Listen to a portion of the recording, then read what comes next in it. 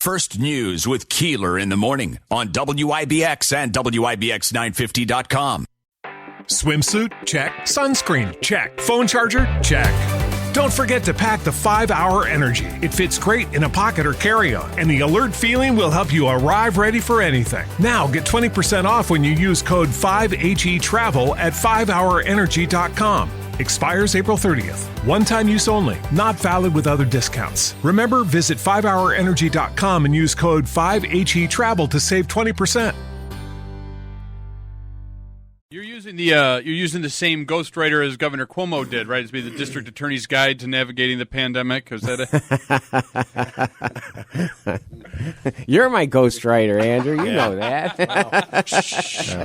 Yeah, I'm not sure books are positives these days. Writing books, they don't seem to be.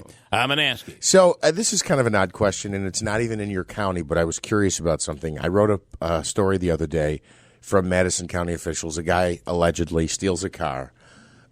They use security camera footage from the Walmart there. They figure out who it is. They identify him. They go find him. They get the car. They get the guy. They issue him a bunch of appearance tickets, despite the fact that he's stolen a car and he's facing a felony charge. Right. He leaves that scene after getting his tickets, goes someplace else, steals another car. Mm-hmm. The thing that struck me was you can steal a car and get an appearance ticket. But the other thing was, following the second arrest for allegedly stealing a car, they hadn't yet filed charges, but they said, you're a registered sex offender who hasn't properly registered. So he got sent to the Madison County Jail without bail. Is that a loophole on a way to get people, if they have serious charges, instead of cutting them loose, that you can find like, hey, not registering as a sex offender is considered by the state to be a very serious crime, so you go right to jail for that. Where if you steal a car, it's here's your ticket and be on your way. Sure. Thoughts?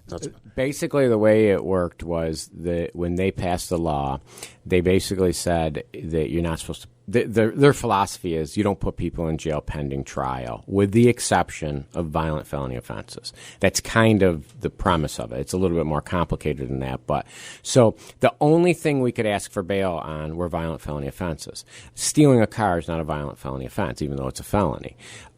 Initially, breaking into somebody's house wasn't included. We were able to get that switched. So what happens is when they have the nonviolent felony offense, they're going to get an appearance ticket. It isn't even like it's not like somebody's making that decision. That's the law. We just can't do it. Sure.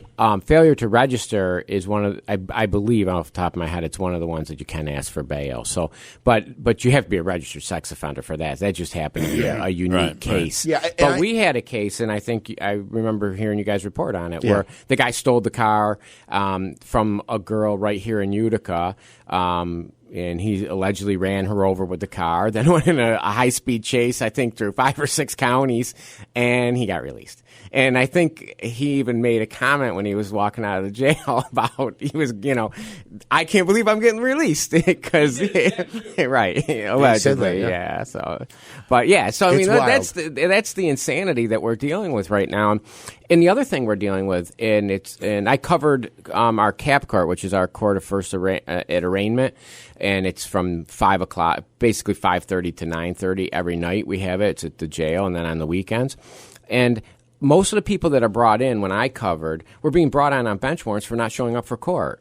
And they keep releasing them, and we're trying to make arguments like, well, we want this person held. Well, we're being charged for something. It's it's basically a non-bailable offense. So I'm releasing again. It's like, it's catch and release. It's just a waste of people's time. Can I ask, do you have a follow-up to that? No, I just, that case struck me, and I'm wondering what was different from the second robbery versus the first robbery. It's not robbery, that's why. It's stealing a car. I have somebody asking a question, and I think I told you I wasn't going to ask about this, but somebody's asking, and it's not your office.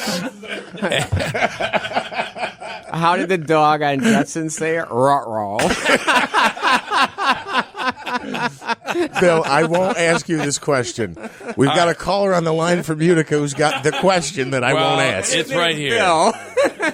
So somebody is asking how the Dave Gordon thing, the damages, and I know that's not your office, but what happened?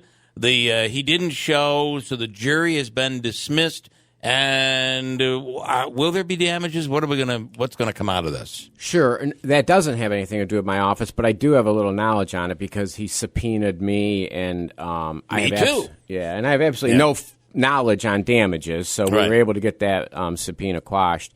But my understanding from talking to my lawyer is that they picked a jury. He did not show up for the jury selection. They picked a jury anyways. That's kind of foreign to us in the criminal world. Yeah. You just can't do that. Defendant's got to be present at everything. But they picked a jury, and then Monday when my motion to quash my subpoena was on, he didn't appear for that, either virtually or in person. And then my understanding is that Caitlin's attorneys waived the jury at that point and went just with the judge making the decision, which makes a lot of sense from a lawyer standpoint, because it's more of a issue like where a judge could make that decision, like what were her damages, how much money is she entitled to for the false statements that he made about her. So I can't imagine not showing helps. That's why I would have waived the jury for that reason alone, because I would think that would make the judge say, hey, what's going on? And he'd already ruled against him and said that the allegations he made were not true. So, I don't know. I know my lawyer asked for damages or asked for sanctions for him not being there and all that. I don't know if the judge will do that. And honestly, I'd rather see her get the money she's entitled to. If it gets down to that, then the court getting a sanction fee. But I don't know. We'll have to see what happens. Yeah. But it kind of the part that bothers me is it just kind of rubs. He's just rubbing everybody's face in this attitude. I can do whatever I want, and what are you going to do about it? And this is just one more step of it. Like not showing up when you've lost a lawsuit, and now you don't show up for the damages part, and it's just like he's like, so what? What are you going to do? And I hope the judge does something, to be honest with you. And this is the type of stuff that clogs up our court systems. Absolutely. And that I was being asked to testify. Mm-hmm. You were being asked to testify. Others were being asked because they were going to put us up on the stand. And he's his own attorney. All he's going to do is just harass us for exactly, and it wouldn't have had anything to do with the damages. Nothing to do I'm with sure he wanted to ask you and me about that incident with with his charge that got dismissed. The arrest report, but that has nothing to do with the damages. Right. And but it's that had already been tried. Yeah, the decision had been made on that. Right. So it's craziness. It is, and it's I don't see a lot that goes on in the civil arena. But from what little we do, very, very seldom do you ever see people get sanctioned. He should be sanctioned. I mean, this is a waste of everybody's time and money. And my understanding was he was made an offer at one point. I don't know this firsthand. I heard this through my attorney. But he was made an offer if he apologized and said, I'm sorry, I went off information that I should have vetted and it wasn't true, and I'm sorry at what I did. And he thumbed his nose at that. So she would have stepped away. She said that she would have stepped away. Yeah, that's what I heard. Yep. So. I heard the same thing.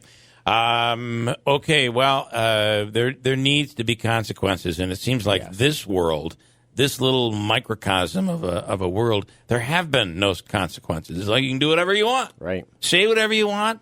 I don't have anything for you to get, so there's nothing you can do. Right. And by the way, I think that in some cases, if he was fined or the judgment was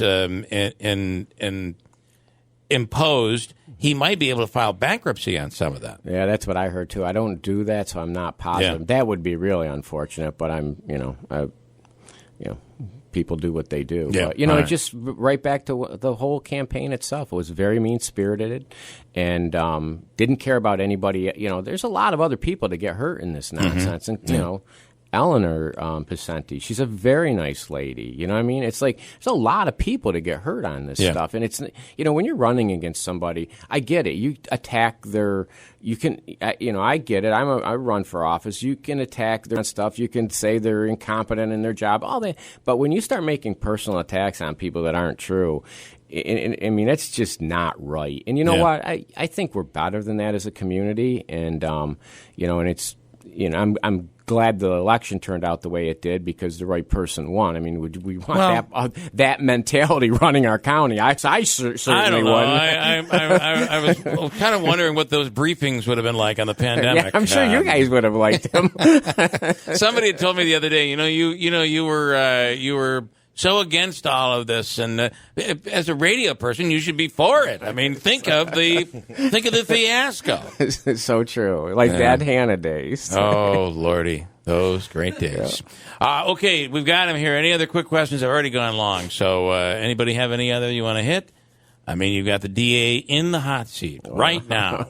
Ed, Mohawk Valley Crime Stoppers. This is an important organization for the community. It does make the community safer. And at a time when we are struggling, I think police agencies, and Scott, I know you know this is true because your investigators probably have the same problem, and that is there's a part of our public that is either refuses to speak or is afraid to speak out. This gives them an option to be able to do it, and no one will ever know. Absolutely. Right. That's the best part. The fear of retribution. Yeah. We eliminate that. Yep. All right. Okay, we'll start this next week. Next Thursday at 7:35 a.m.? 7:35, yeah. Looking forward to it. Right after we give away another $100 to somebody, I'm sure. They'll bike us money. All right, guys. No, not mine.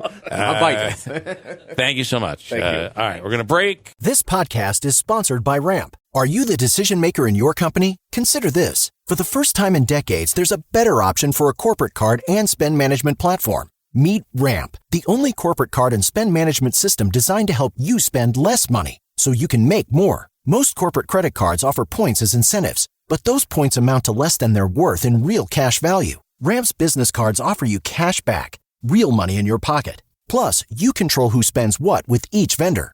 And Ramp's software collects and verifies receipts automatically, which means you'll stop wasteful spending and close your books in hours instead of days. Businesses that use Ramp add up to 5% to their bottom line the first year.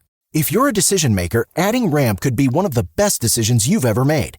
And now get $250 when you join Ramp for free. Just go to ramp.com/easy. Ramp.com/easy. RAMP.com/easy. Cards issued by Sutton Bank and Celtic Bank, members of FDIC. Terms and conditions apply.